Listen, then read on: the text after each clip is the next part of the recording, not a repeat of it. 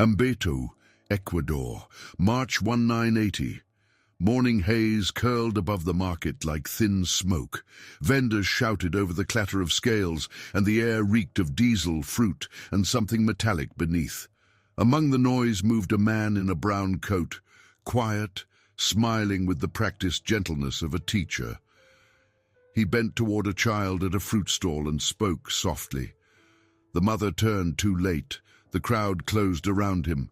Hands pulled at his collar, and someone whispered the words already feared in Ambato, the one who takes the girls. Police dragged him through the mud to the small station near Plaza Urbina. He gave his name without resistance, Pedro Alonso López, Colombian. His eyes were still and dull, as though the arrest were an interruption rather than an end. For months, girls had vanished from markets, bus stops, riverbanks. Now the missing had a face, and the smell that followed him into the cell was not just sweat, it was rot carried from the gullies outside town. Detective Pastor Cordova listened to the same denials as before, until he chose another path. He posed as a prisoner and waited in the same cell for days, watching López whisper to himself, counting something invisible on his fingers. On the 10th night, López began to talk, first about God, then about numbers. By the 20th, the numbers had become graves. He led police into the hills south of Ambato. The first sight was a dry creek bed littered with ribbons and bones, pale as river stones. Farther along the ridge, they found more, small skulls packed into the soil like seeds. The searchers stopped counting after 50. The captain wrote in his report, he remembers every turn of the road, but none of the names. Across Ecuador, Colombia, and Peru, the story spread faster than proof. López spoke of hundreds, over 300, girls lured from markets, strangled before dawn, left for the vultures. In Ecuador alone, investigators tied him to more than 100 deaths, each marked by the same ritual neatness. He drew maps, and every cross he inked in red led to another discovery. The trial was swift, the law small. 16 years, the maximum sentence allowed. Journalists wrote that the Andes themselves had judged him more harshly than any court could. Inside Quito's Garcia Moreno prison, he gave interviews, sometimes laughing, sometimes solemn, claiming to have cleansed evil from the world. Guards said he slept easily. Outside, the market reopened, though mothers kept children close. At dusk, when wind carried the smell of the river through the stalls, people swore it was still there, the scent of limestone, rain, and the faint ghostly sweetness of decay. Ambato had given the monster a name, but the Andes kept his echoes. He was born in Tolima, Colombia, in 1948, the 7th of 13 children. His father, a petty criminal, was killed when Pedro was 8. His mother, Benilda López de Castillo, survived by trading in the street, beating her children to keep them disciplined. Home was a single-room hut of dust, shouting and hunger. López later said that childhood had taught him two things, fear and the art of disappearing. At 9, he was thrown out of the house after his mother caught him touching one of his sisters. He slept in alleys and train stations, learning that kindness often came with a price. In Bogotá, he joined other street orphans. Police called them the Invisible. They stole food, begged, and slept beneath the central market roof. In his first winter there, López was abducted by a man who offered him shelter and work, then assaulted him for days before leaving him half-conscious on the roadside. Something broke in him. He later said the world had shown its face. A charity mission rescued him briefly, enrolling him in a school for orphans. He lasted 2 years, polite, quiet, quick with repairs, before disappearing again. He drifted across Colombia through his teens, living off petty theft and odd jobs. In 1969, at 21, he was arrested for stealing a car and sentenced to 7 years in prison. Inside, he claimed to have been assaulted by several inmates. Soon after, 3 of them were found strangled in their cells. Guards recorded the deaths as disputes. Lopez served his term without incident and was released in 1978. Freedom returned him to a country where no one remembered him.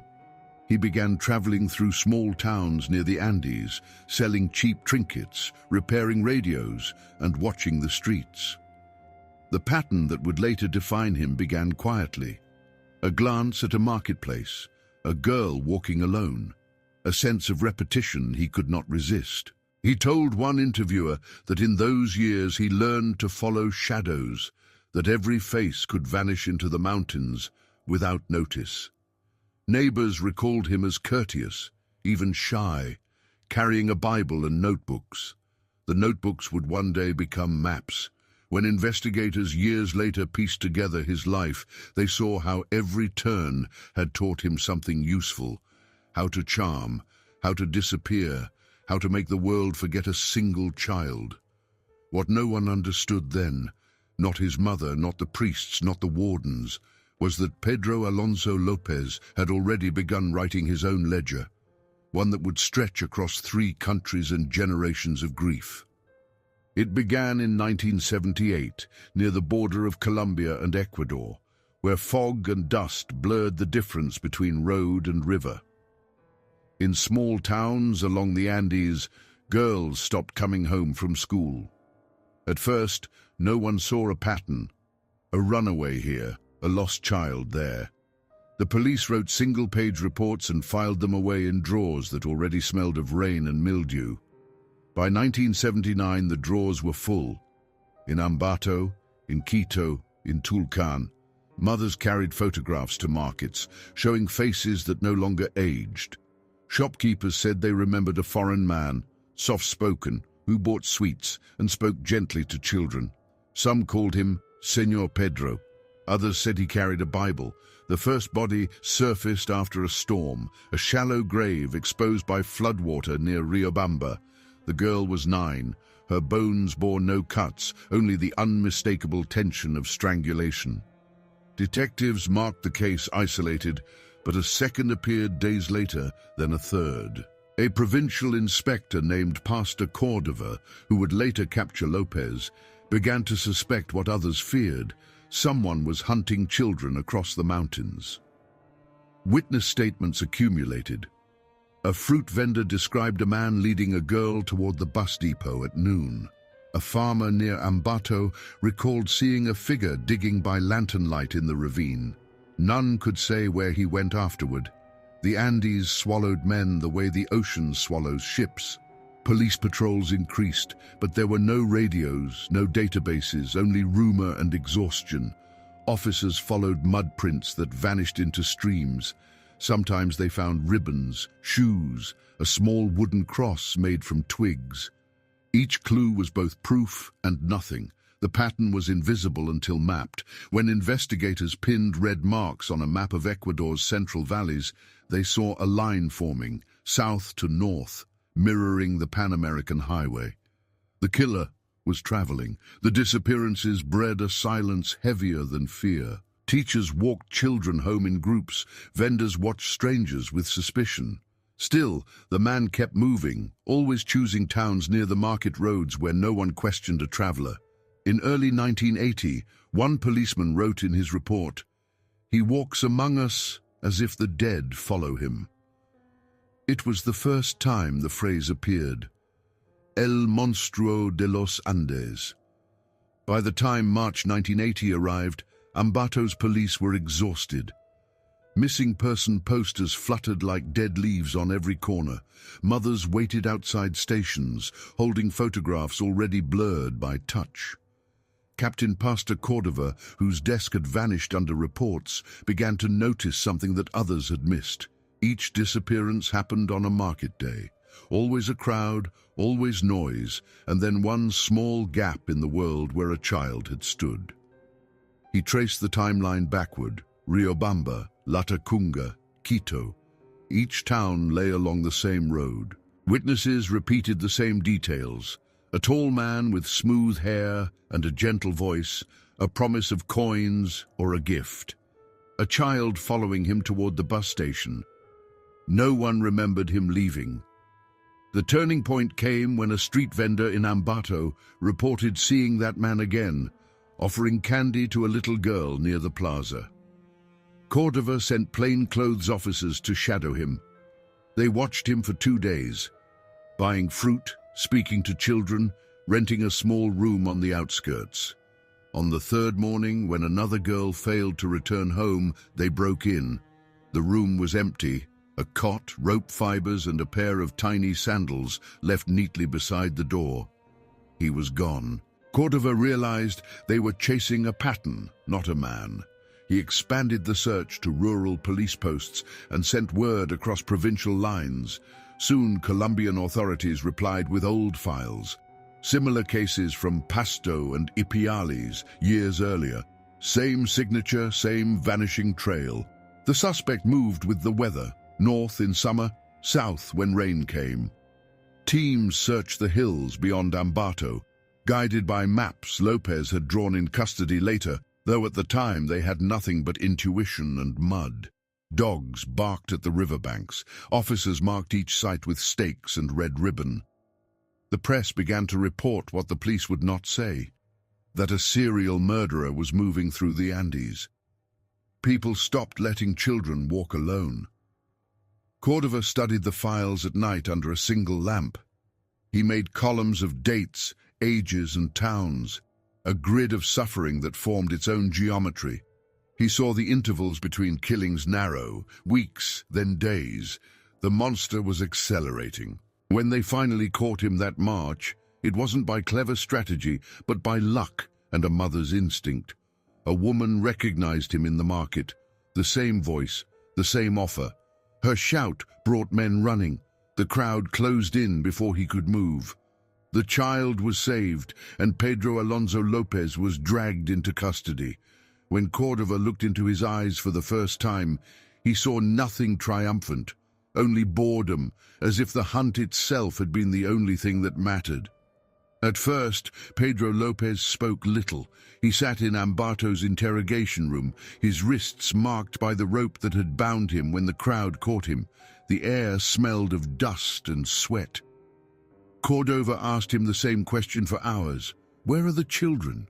López stared at the floor and answered softly, "Which ones?" When he finally spoke freely, it was with a calm that terrified everyone in the room. He described the murders as if recalling a journey. Cities, markets, rivers. He said he had taken more than 100 girls in Ecuador, another 100 in Colombia, and many in Peru. He spoke of trust, how they followed him because he smiled like a teacher and gave them sweets. He said he waited until sunset, when the fields were quiet and the mountains hid the sound of breath stopping. Then he would leave them where no one walked. Cordova took notes in silence, his pen shaking. The translator refused to continue after an hour. No one had ever heard numbers like this. López offered to show them the graves. "You must see what I did," he said, almost proud. Over the following weeks, he led the police through the mountains. Each time they arrived at a site, he walked ahead, pointed to the ground, and waited. Officers dug with bare hands because there weren't enough tools. The earth was soft, smelling of iron and decay. They found bones small as branches, fabrics of school uniforms, a doll missing one eye. Some men vomited. Others simply stopped digging and sat staring at the mountains as if the world had shifted beneath them. By May 1980, authorities had confirmed more than 50 graves around Ambato and Riobamba. The press counted numbers the police refused to print. Each discovery turned into a crowd of families hoping to recognize a ribbon or shoe. The courthouse was surrounded daily by mothers who shouted his name through the bars. López never denied anything. He claimed to have killed over 300 girls. He spoke of God, saying that he had forgiven him. He told Cordova that the children were pure and that killing them kept the world from evil. Each sentence felt like a blade scraping the air. Psychiatrists declared him insane. Cordova disagreed. Insanity is chaos. He is order. López remembered every location, every name, every detail of the terrain. He marked them on maps with tiny crosses. When one detective called the maps a ledger of the dead, another corrected him. No, a ledger of bones. Marie. When the digging ended, the mountains stood quiet again. Ambato slept under fog and the weight of ghosts, and López sat in his cell, humming to himself, waiting for a trial that could never balance the numbers he had spoken. The courtroom in Ambato smelled of mildew and sweat. It was June 1980, and every seat was taken long before the trial began. Mothers held photographs against their chests like relics. Reporters whispered numbers, trying to decide whether to call him a madman or a myth. Pedro Alonso López was led inside in shackles. He smiled faintly, as if arriving at a ceremony. The guards avoided his eyes. Behind him, Father Miguel Herrera, the court-appointed priest, murmured a prayer under his breath, not for the killer, but for those who had to listen. The judge asked the first question. "Do you confirm what you told the police?" López nodded. "Yes," he said, "but there are more you haven't found." He spoke for hours, calmly, rhythmically, describing each abduction like a craftsman explaining his trade. He spoke of the girls' trust, their laughter, their fear when the light faded in the fields. He never raised his voice. The stenographer wept quietly, her hands trembling over the keys. At one point, the prosecutor shouted that he was lying, that no man could kill so many. López looked at him and said, "You only find what you're willing to see." The evidence was overwhelming. Maps, clothing, bones, but there were no full bodies left to count. The prosecution could not name all the victims. The defense argued that such uncertainty meant the confession was madness, not murder. Experts from Quito examined him and disagreed. He showed no hallucinations, no delusion, only purpose. Dr. Gustavo Galarza, the psychiatrist who interviewed him for 3 weeks, wrote, "He demonstrates an ordered mind with a total absence of empathy. He is not deranged. He is empty." When the verdict came in July 1980, guilty of 110 confirmed murders, the crowd outside erupted, but the sound felt thin against the weight of the numbers. López was sentenced to life imprisonment, the maximum term allowed in Ecuador at that time, 20 years. Cordova watched him leave the courtroom in chains. The detective had once believed in justice. Now he only believed in the fragility of it. The newspapers called López el monstruo de los Andes, the monster of the Andes. But in his cell, López called himself something else entirely. "God's instrument," he whispered to the wall. For the first months, López was kept alone in a narrow cell of the Garcia Moreno prison in Quito. The guards called him El Silencio, the silence, because he spoke only when asked, and always in a whisper. He refused food for days, then devoured everything at once. He prayed constantly, but never looked toward the crucifix on the wall. The prison warden, Ernesto Valdés, recorded in his report, "He is obedient, never violent.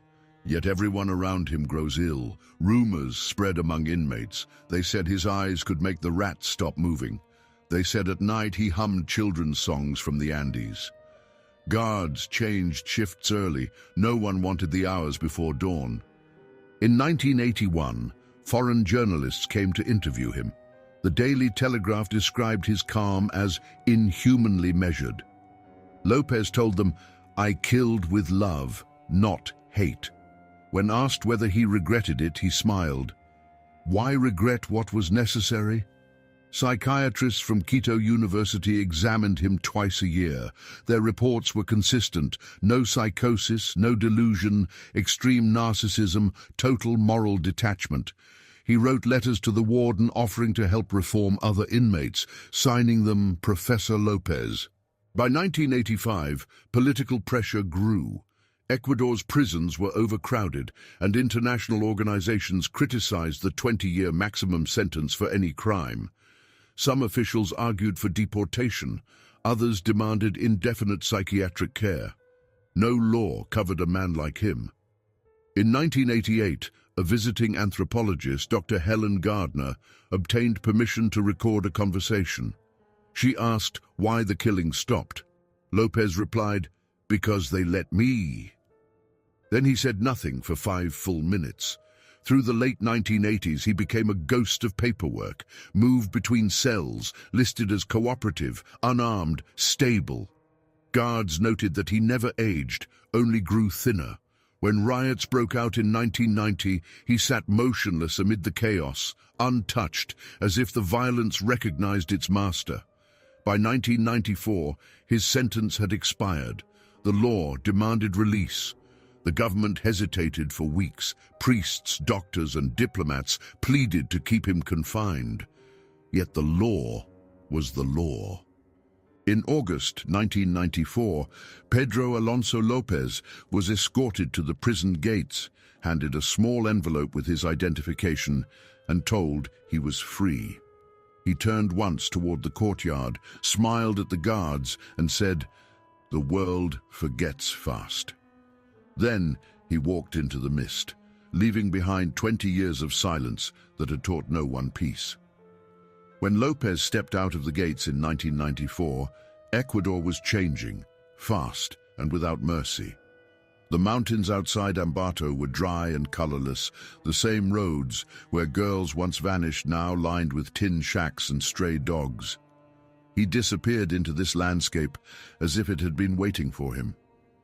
Authorities claimed he crossed the border into Colombia within weeks. Others swore they saw him in Peru, sleeping behind bus stations, trading trinkets for food. The press called him the forgotten monster, but the police simply called him missing. In 1995, an arrest in Bogotá briefly made headlines. A man suspected of luring children into markets, matching López's description. The man was released after 2 days. Insufficient proof. The officer who processed him later said, "His eyes were dead, but his memory was sharp." He remembered the year I joined the force. In 1998, a nun from an orphanage in Quito reported receiving a letter signed Pedro Alonso. It thanked her for forgiving the sins of the world. The handwriting matched his. The letter was placed in an archive, marked unverified. By the early 2000s, rumors multiplied again. Police in Colombia reopened a series of missing child cases near Tunya and Medellin. Small towns, poor, invisible to the press. The pattern was identical. A kind stranger offering a toy, a path behind a market, and then nothing. But without bodies, there was no case. Interpol briefly listed him as wanted for questioning in 2002. Then the entry was archived. Some investigators insisted he had died. Others believed he had changed his name, perhaps joined a mission or charity to remain close to children. No confirmed sighting was ever made after 2002. The trail simply ended, as if the Andes had swallowed him again. Detective Cordova, retired by then, was asked about the case in a 2005 interview. He looked out the window and said, "You can't bury evil. It learns to walk again." To this day, no grave, no record, no witness has closed the story of Pedro Alonso López. He remains a whisper, a wound stretched across 3 countries, too wide to heal. When the case files of Pedro Alonso López were reopened in 1998, the paper smelled of dust and rain. The folders, stacked in the National Archive of Quito, contained over 2,000 pages, statements, sketches, police maps, and hundreds of photographs of children who never came home. None of it felt finished. Inspector Hernán Alarcón, assigned to review the materials, described the experience as staring into a pit that stares back. He found contradictions everywhere. Missing dates, misplaced evidence, unsigned reports. It was as though the investigation itself had been infected by the chaos it tried to contain. In Colombia, investigators began to connect unsolved disappearances from the late 1970s with the confirmed victims in Ecuador and Peru. The numbers grew again. 110 proved, 300 suspected, perhaps more than 400. The deeper they searched, the less certain they became of anything except the scale of loss. Mothers from the Andean villages came forward even 20 years later, carrying faded photographs. They spoke of markets, strangers with soft voices, promises of sweets. They all described the same man, though none could name him. "He looked like he was from here," one woman said. "That's why we trusted him." The governments of Ecuador, Peru, and Colombia launched a joint inquiry in 2001, the first of its kind in South America. Interpol provided forensic support, comparing bones found across borders. Many matched the ages and times of Lopez's confessions. None were ever claimed. But the inquiry was doomed by bureaucracy.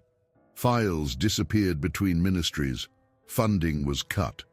Some officials preferred forgetting for the sake of national image.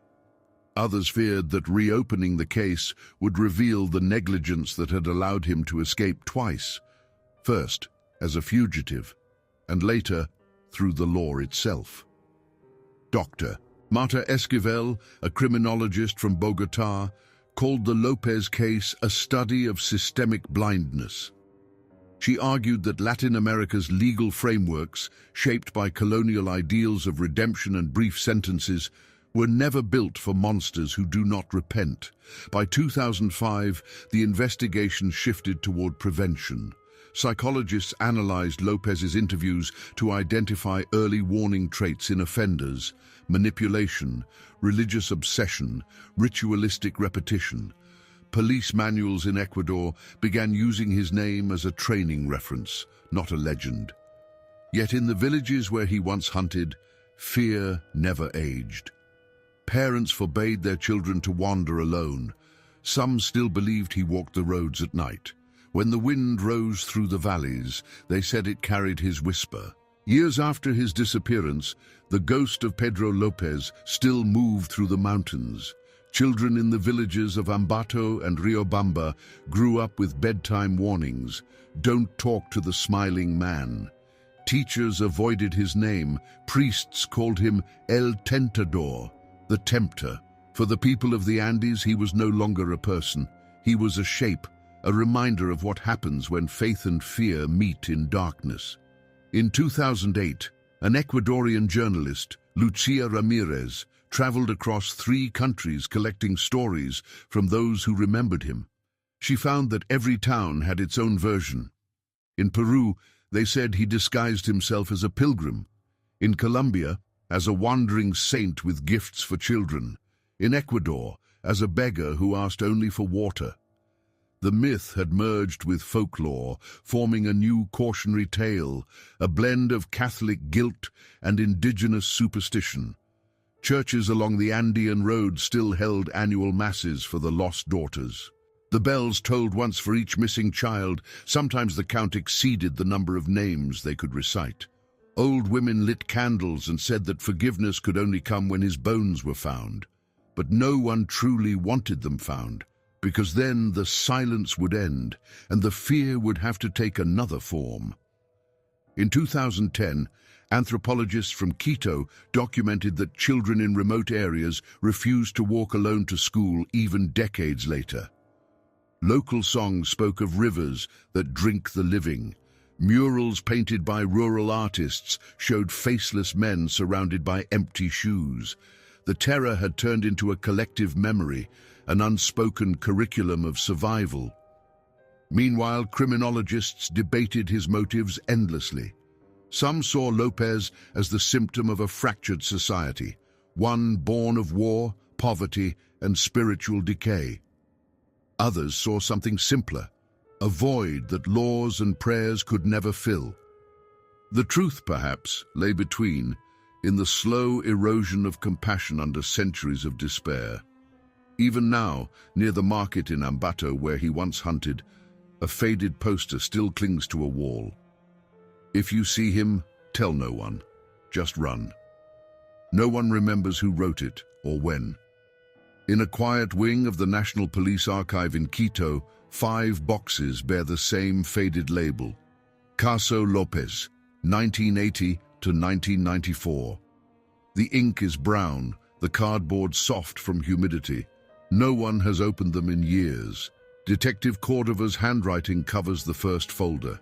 Meticulous, square, unhurried. He had stayed with the case long after retirement, sending monthly letters to the Ministry of Justice demanding that the search be resumed. None were answered. His final note, dated 2004, reads, "If he is dead, show me where. If he lives, stop him before we forget." Inside the boxes lie maps drawn on tracing paper, police sketches of fields, and lists of names with ages written in pencil. Many lines are crossed out, children later found alive, others erased by time. The paper smells of mold and iron. In 2006, a new commission reviewed the archive. Their report was short. Evidence incomplete. Subject untraceable. Case remains open. Still, a few detectives refused to let it die. Major Sylvia Torres from Bogotá spent 10 years comparing dental records from Colombia, Ecuador, and Peru. In 2014, she found 3 matches, 3 girls buried under different names in different countries, all disappeared 1979. When she sent her results to Interpol, the response came 3 months later. Insufficient for confirmation. After that, she resigned. By 2018, the case became a footnote in criminology textbooks, the largest unsolved serial murder in South America, defined not by its evidence, but by its emptiness.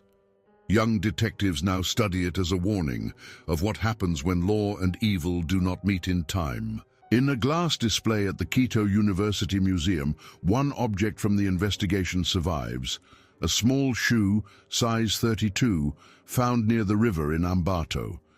Next to it, a card reads simply, "Victim unknown. Recovered 1980.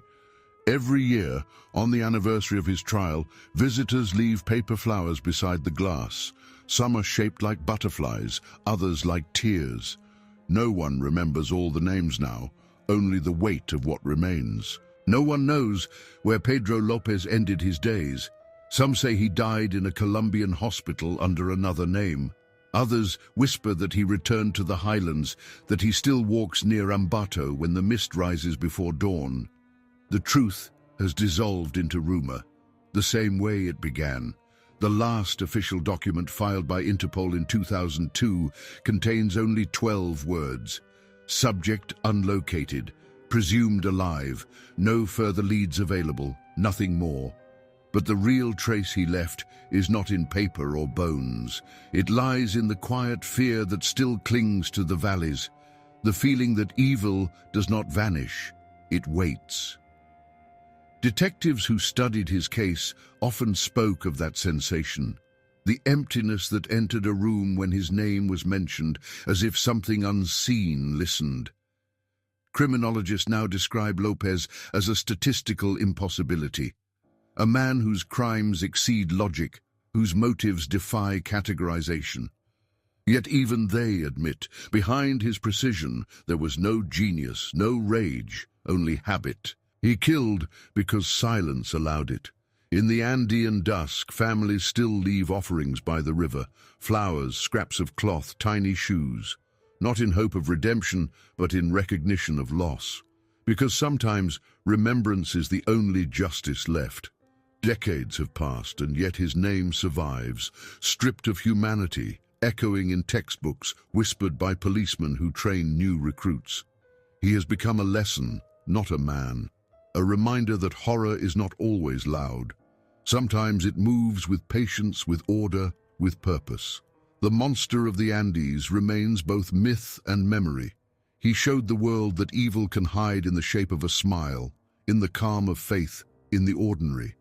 And perhaps that is why his story refuses to die, because Pedro Alonso López was not born a monster. He became one, slowly, methodically, while the world looked away. And in the silence that followed, the Andes kept breathing, carrying his secret through wind and stone, waiting, as if the mountains themselves remembered what men tried to forget.